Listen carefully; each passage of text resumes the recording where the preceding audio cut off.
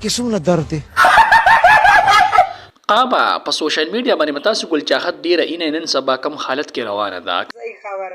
تاسو ته معلومه ده چې ګل چاحت لاول غډېدا ډانسونه به کول او دا غینه پس لاړه تبلیغ لا چې تبلیغ نه پس بیا رااله د اسقا پیړتا نو اوس آیا پاکستان نه تلی دا امریکای ټوله پسان واچوله.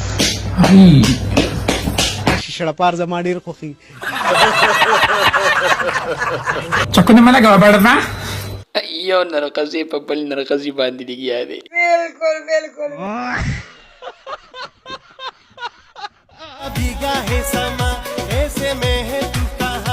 اسی ګل چاحت د امریکای د اجړه به موجوده پس باندې اړه مېما ستاسو نصیب شاه پزړه پر هریو انې مینوالو ګل چاحت خپه شوې ده ټول مینوال راشي په شریکه وغایي.